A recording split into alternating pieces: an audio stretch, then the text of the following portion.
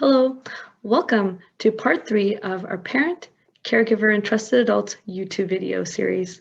My name is Harveen Basra, and I'm the Prevention and Health Promotion Worker with PCRS in the Delta region.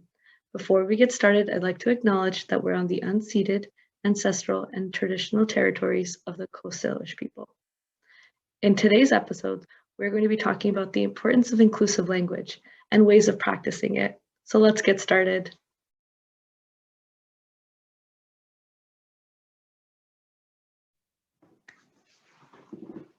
Language matters. Language is power in ways more literal than most people think.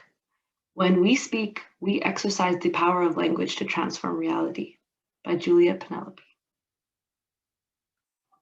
So before I get into what inclusive language is and why it's important, how about let's figure out what language in general means. So language is a system of communication which has sounds and written components or symbols which are used by people in particular countries or regions. Any person or people may be excluded through language, which could be intentionally or unintentionally. We may not be aware of the impact our words are having on people when we're using them. The words that we use may affect a person's sense of self and perpetuate more disadvantages and social exclusion. We can prevent this by using inclusive language and terms that are relevant to our audience, because we should try to consider those who we may have missed during these used terms. We can use inclusive language as it shows that we are aware and value different perspectives, identities, and ideas of others. People also use inclusive language in order to avoid offending people based off of stereotypes, perceptions, or their group affiliations. This allows for a safe and open environment where individuals can express themselves and their ideas without fear of their groups or the fear about being judged negatively. This then, in turn, establishes mutual respect. You show them courtesy, and then you will kind of expect or want the same courtesy back. So a way of inclusive language is people like to use person-first language, which is when we're referring or acknowledging the person as an individual before we use words that describe their condition or their behaviors. So for example, when referring to someone with a disability, you should put the person first rather than the disability. And let's try not focusing on that disability as defining that individual. So let's say someone is visually impaired, we would say this person who is visually impaired. We wouldn't say this visually impaired person. This is person-first language is very common amongst like the community where people are speaking about disabilities or living with disabilities. So person-first language is a part of inclusive language. So why is it important to practice and use inclusive language? So like I mentioned, the intentional or the unintentional exclusion, social exclusion or exclusion of one individual. But pretty much we are role modeling for those younger than us, for our children, our youth, or the people we work with or we live with. So once we can start practicing inclusive language, for them, it will become a lot more easier to use without having to think about it, as it'll become a bit more automatic. So places where language is going to matter for your children or for the people you work with, schools, work, and home. Language is often used to spread discrimination, prejudice, and violence against other groups. So inclusive language is just a simple but powerful way of creating an environment where everyone can feel safe and respected. And it reduces stigma. So again, like I mentioned, language has a huge impact on people. If we choose to use inclusive language, we can make people feel safe. But if we choose to ignore it, we can actually exclude people. Allows people to feel safe and respected. And again, like I mentioned, reducing the discrimination against not specific just one person, but like minorities or other groups. And when I started off with this slide, I mentioned when we as adults role model inclusive language, it's going to set that tone for their children and youth to do the same. So, how language can have harmful or damaging effects. So, the first part of that could be the stigma. Stigma is the negative attitude against someone or a group of people based off their characteristics. This may be mental health, physical ability, substance use, ethnicity. Some examples may be treating someone with a mental health issue as if they are something that people can just overcome. So it's like, hey, just snap out of it, or you just gotta try harder, or just suck it up. So just the lack of understanding that there's some people that can't just snap out of it. So maybe try not using those type of terms. Other terms you may have heard people is when describing a person's behavior is she's crazy, he's nuts, they're out of control. These are words, these are just examples that may seem harmless, but they may be harmful for someone that is actually struggling with their mental health. Then we go on to prejudice. So, prejudice is the negative attitude towards an individual strictly based off their membership of a social group. That is the prejudice, is the negative attitude, which then leads into discrimination, which is the behavior or the action, usually negative, which is towards a person due to their affiliation or membership of that social group. So prejudice is the attitude one may have, and the discrimination is the actions or behavior that person may have. So examples of this may be someone may be asked to leave a cafe they're having coffee at because they identify with a certain group. Um, Another example may be excluding someone from a group or an activity strictly based off of their age or possibly their ethnicity. The consequences of stigma, prejudice, and discrimination can be very serious and devastating. With stigma comes a lack of understanding from others, which with prejudice and discrimination, there's a lot of things assumed through stereotypes and people's opinions that can also, affect the way a group of people are seen. Um, so with this, people that are facing that prejudice, discrimination, or stigma, they may be left feeling very invalidated and just feeling a lot of pain. And this can then cause other issues to arise. So that person may then become reluctant to seeking out help, getting the treatment that they may have needed. Because of that, delaying the support and the help they may need, it could increase, uh, chances of their health and well-being just deteriorating even more. Just avoidance, isolation, social rejection may happen. This person may become socially withdrawn, or they may be socially isolated because of this other person's stigma or discrimination and actions. Again, like I said, their well-being will be affected. There'll be this poor understanding amongst family and friends because there is a lot of unknown and people aren't taking the time to understand maybe what's happening. Harassment, violence, and bullying can happen, which could also cause a poor quality of life and just feeling shame and self-doubt, which is something a person already struggling with something may not want to kind of have to deal with. So now we're going to go into more of like the corrective and inclusive language, and specifically, for example, in mental health. So using non-stigmatized language to talk about mental health and giving a safe space for someone to feel respected if they do, or if they are having a mental health issue.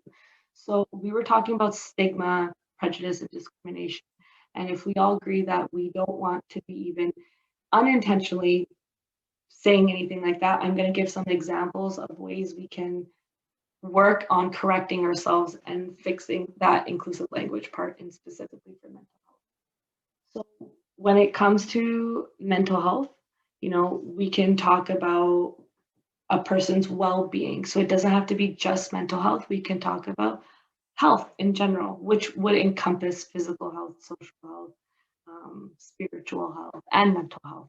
So sometimes when we want to say like, oh, like are you healthy? That could encompass mental health. You don't have to just say, how is your mental health today? So try using some of this. So instead of just saying, oh, like this person has has anxiety, we can say someone living with anxiety. Or another way we can say someone experiencing anxiety, because that is, again, we're going person first language. Another way we could say is someone diagnosed with. So this may be someone diagnosed with depression instead of saying this depressed person.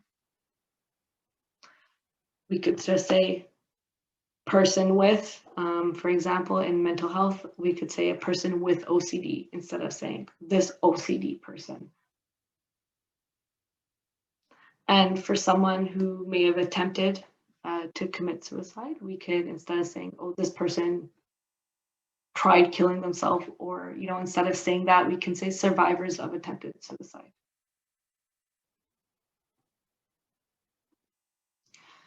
So that was part of mental health quickly. So for corrective or inclusive language in substance use, we're going to be using that non-stigmatized language to talk about substance use and people who use substances, which can help transform how substance use is understood and addressed. So remember, substance use can have positive, neutral, or negative outcomes for individuals. Individuals can have positive experiences with one substance while experiencing harmful ones from another. And also just remembering people may use substances for a variety of reasons, from just altering the mood or thoughts or awareness, for social reasons, for emotional reasons, spiritual reasons, or physical or psychological pain or management, symptom management. So what we can try, so instead of saying drug user, abuser, drug addict, drug addicted, or alcoholic, why not try again putting that person first? Person who uses substances, person with lived experience meaning someone who has that experience of using substances, person with living experience of substance use. So that may be more of a present thing. Because again, like I said, person first language emphasizes the humanity part of it, right? So this is a person choosing to do something, or maybe they are now not choosing, it is something that is happening. So we don't want that to define this person's identity. This person is still an individual prior to their behaviors or their conditions. Drug addiction, drug habit, drug abuse, or alcoholism. Let's try saying person who uses substances regularly, or regular substance use, or person seeking treatment for substance use. Just remembering that abuse is this negative term that has judgment attached to it. The same with almost with drugs. So as you may have noticed that I am using the word substance and try this instead of drug. So we're trying to get away from that negative term that may have that judgment or that stigma attached to it. And also just reminding everyone that addiction is a chronic and relapsing medical condition. So this gives that impression that one is failing or has a flawed personality. That is not true, right? Addiction is a medical condition, but this does not have anything to do with a person's personality or a person's failed attempts, right? It is a chronic medical condition where relapse is very possible. So instead of saying rehab and detox center, let's try saying evidence-based treatment, things that are backed up with science and research.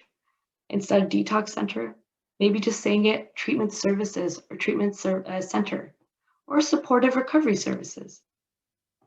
Again, rehab and detox give that impression that a person must be fixed or has to be positioned in some way, but that's not kind of what it is, right? Someone that is able and willing to go get that support and those treatment services, they are doing it because that is something they feel like they are able to do or they'd like to do, and they're ready to do that step. So we don't want to give that impression that, oh, there was something wrong with them in the beginning. It was something that they identified they may need support with, and now we are here to help them with that.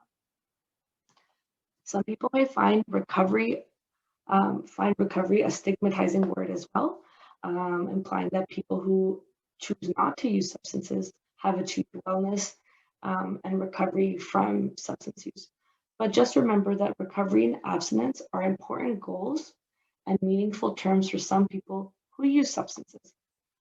Um, Also, this like allows a person to reclaim their identity. So instead of just being known as that addict or that drug user or abuser, when we put that person first, we're letting that person take back that power too. And just when you're not sure, always just remember the main thing is we got to ask the person what language they're okay with us using. Are they okay with us using recovery, right? Or are they kind of like, no, I really want you to acknowledge that I am recovering from my substance use. Or if they may be like, no, I wouldn't like to be identified as that, then we kind of have to respect that. So for former addict or recovered addict, like I was mentioning, the person in recovery, because recovery is an ongoing process. This is This is being released in July, and last month, as you know, was Pride Month. So using corrective and inclusive language for our LGBTQ2S+. So in here, we're going to use inclusive language to include people of all identities. It's not specifically just for certain group of people. Let's say for all identities. So pronouns are used in place of a proper noun. For example, like someone's name. The use of pronouns is most often when referring to someone without using their name. In English, our most commonly used pronouns are he and she, specifically referring to a person's gender. For queer, gender, non-conforming, non-binary, and transgender people, these pronouns may not fit and can create quite a bit of discomfort and may cause stress and anxiety. So we would like to have this inclusive for everyone, not just for the people that may identify as he, him, or she, her. So another way we can build up our inclusive language is by including the common pronoun they, them. So with gender identities, remember that it's this internal perception of one's gender, how they would like to label themselves based on how much they align or do not align with what they understand their options for gender may be. When someone is referred with the wrong pronoun, it can make them feel disrespected, invalidated, dismissed, or even alienated. It is a privilege not to worry about which pronoun someone is going to use for you based on how they perceive your gender. If you have this privilege, yet fail to respect someone else's gender identity, it's not only disrespectful and hurtful, but it's also oppressive. So what happens if you do use the wrong pronoun, right? You can just apologize, acknowledge, ask them what their preferred pronoun is, and then move on from there.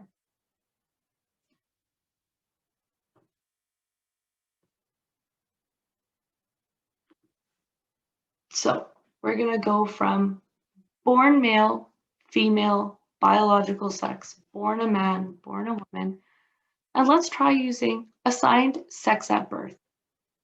Or if someone is going through the transition, we can say transgender man or woman, depending on their transition. So again, this is because we want to differentiate. We want to distinguish the difference between sex and genders. Like I mentioned, sex is like the thing that they are assigned at birth, whereas gender is that the way of expressing themselves. Instead of saying sexual preference, let's try using the word sexual orientation. Preference suggests that people that are not heterosexual, that it's a choice, which often is used to discriminate against that member of that community. So instead of saying like, what is your preference? Like, well, why not just say orientation? Because then we aren't making these assumptions that people have a choice or don't have a choice. So just kind of keeping that language neutral. Instead of using boyfriend, girlfriend, husband, or wife, let's try using the words partner or partners or spouse. Again, this is all about not making that assumption about about a person's gender identity, or making assumption about a gender identity of a person's romantic partner. So shift also, I'd like to mention, when we're addressing groups of people, shift to using people or everyone, folks, or something I use is party people, and avoid using the phrases where it says ladies and gentlemen, you guys, or just guys. As much as those are casual, that may make someone feel excluded if they are not identifying as that. And the phrase men and women, or gentlemen and ladies and gentlemen, can exclude non-binary people. And it is unclear whether it includes trans men and women. And again, guys is casual, so some people may be okay with it, but if we're just modeling that inclusive language and practicing it, guys is not gender inclusive. People, everyone, folks, and like I said, party people, they're gender neutral and thereby inclusive. A good practice is to ask everyone who, when you're meeting them for the first time, kind of like, what name do you go by? And avoid going by those common terms, sir, ma'am, Mr., Miss, Mrs., as this is based off of the way we would perceive the way someone looks like, right? So another way the way I practice is, hi, what's your name and what are your preferred pronouns? And people may feel that's like kind of random, but for me, again, I don't want to make any assumptions. I just want to just ask them ahead of time, so then I'm not put in that position where I may exclude this person unintentionally. So that is a wrap for Language Matters. I hope our quick presentation was helpful for all of you. These are some ways of contacting me if you have any questions about this presentation, or have any questions regarding the supports and services I provide, or the prevention team at BCRS provides. So you've got my email, my phone number, and my Instagram and Facebook. So thank you for listening in on this presentation for where we talked about inclusive language and quick brief ways of incorporating that into our everyday language. My name is Harveen, and it's been a pleasure chatting with all of you. Please like and share this video, send it to some of your people in your life that may feel this may be informational, and stay tuned for the upcoming episodes in our series. Have a wonderful day.